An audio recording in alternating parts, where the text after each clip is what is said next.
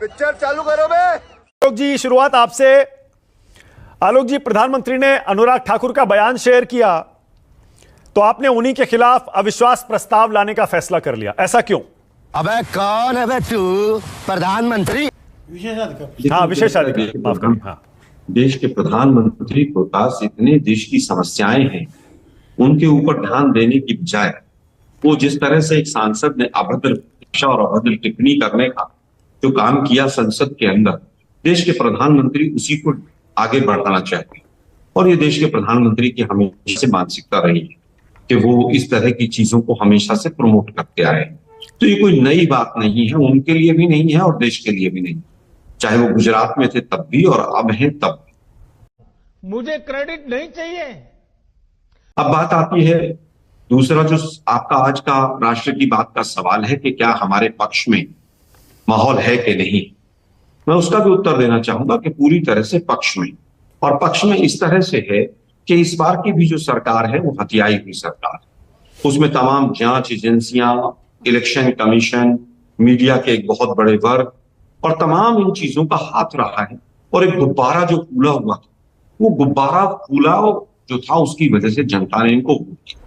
और अभी भी लगभग 150 से ज्यादा सीटों के ऊपर मीडिया के माध्यम से पता चल रहा है कि तमाम जगह पर वोट परसेंटेज ज्यादा निकली, कम निकली, एडीआर की कोई रिपोर्ट है, तमाम चीजें चल रही हैं। तो उससे स्पष्ट होता है कि कहीं ना कहीं उसमें भी बहुत सारे प्रश्न चिन्ह। और अगर जब प्रश्न चिन्ह हैं और तमाम जांच एजेंसियां और मोदी जी का गुब्बारा, बनारस में मोदी जी की जो हालत है, वो सब अगर देखें आज हम, और वोट किस तरह से कहां पर शिफ्ट हुआ है, किस तरह से अलायंस पार्टनर आज हो रहे हैं, आज मोदी जी को कहा 400 पार की बात की 240 पे रुके, तो कहीं ना कहीं जो देश के तमाम मुद्दे हैं, महंगाई है, बेरोजगारी है, अग्निवीर है, नीट का एग्जाम है, ये सरकार पूरी तरह से आर्थिक मोर्चे पर भी, सामाजिक मोर्चे पर भी, विदेश नीति पर भी, सभी पर पूरी तरह से फेल हुई। अच्छा आलोक जी, और जो चीज आज लोग कंपेयर कर रहे हैं यूपीए 1 यूपीए 2 से, मोदी जी के शासनकाल। ओके, ये बड़ी अच्छी बात कही आप।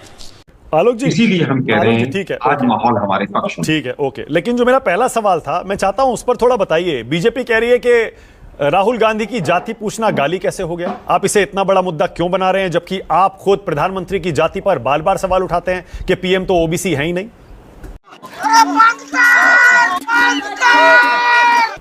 देखिए, जाति होना और किसी कास्ट सर्टिफिकेट पे या किसी जाति को कब कास्ट में सबमिट किया गया, इन दोनों चीजों में फर्क। आप किसी को कहें कि भाई आपका शेड्यूल कास्ट का सर्टिफिकेट जो है वो कब बना, कैसे बना, उस पर आप बात करें, डिस्कशन करें, वो कहीं पर भी गलत नहीं। लेकिन आप एक अनुसूचित जाति और अनुसूचित जनजाति के व्यक्ति को अगर उस तरह से संबोधित करते हैं तो वो जाति सूचक माना जाता है। और संसद के अंदर अगर एक सांसदों की भी वहां पर अगर जातियों की बात इस तरह से होने लगेगी तो स्वाभाविक। और जाति क्या है राहुल गांधी जी की और गांधी फैमिली की? उनकी जाति बलिदान है।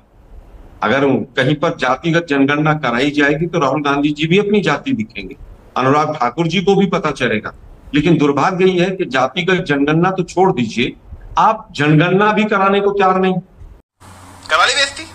2021 की जनगणना पेंडिंग पड़ी हुई है। प्लानिंग कमीशन हो, नेशनल डेवलपमेंट काउंसिल हो, तमाम जो योजनाएं हैं, फेडरल स्ट्रक्चर है, जीएसटी का डिस्ट्रीब्यूशन है, तमाम चीजें हैं। आप 2021 की जनगणना सेंसस को भी अवॉइड करके साइड में रखे हुए हैं। क्यों रखे हुए हैं, देश ये जानना चाहता है। देश के प्रधानमंत्री के तो ऊपर एंटायर पॉलिटिकल साइंस के ऊपर भी तमाम विवाद हुए थे।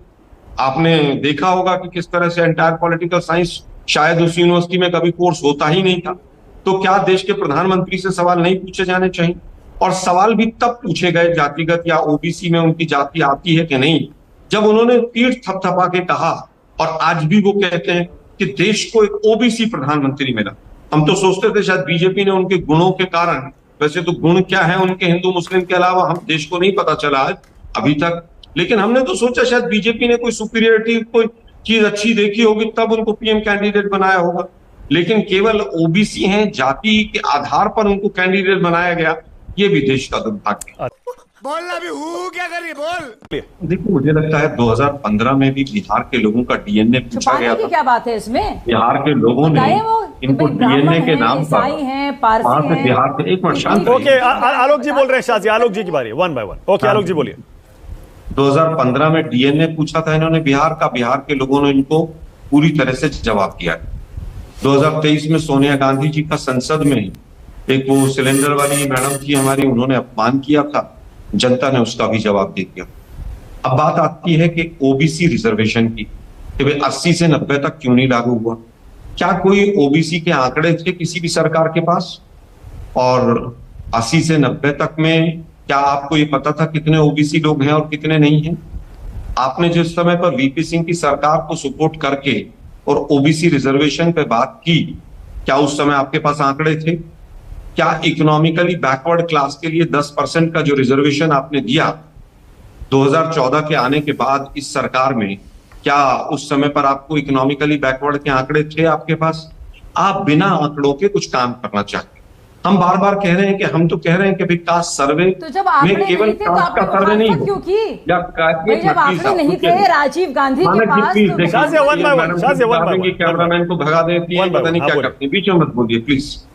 मुझे लगता है कि लोगों को सोचना चाहिए। इन्होंने कहा 21 साल तक ओबीसी कमीशन नहीं बना, ये नहीं बना। अरे भाई उस 21 साल में तो अटल बिहारी वाजपेयी जी की भी 6 साल सरकार रही है कि नहीं रही? उसमें वीपी सिंह की भी सरकार रही है, उसमें बाकी लोगों की भी सरकार रही है। तो क्या वो सब लोग जो थे वो नासमझ थे और केवल अटल बिहारी वाजपेयी जी और इनके ऊपर की बात नहीं?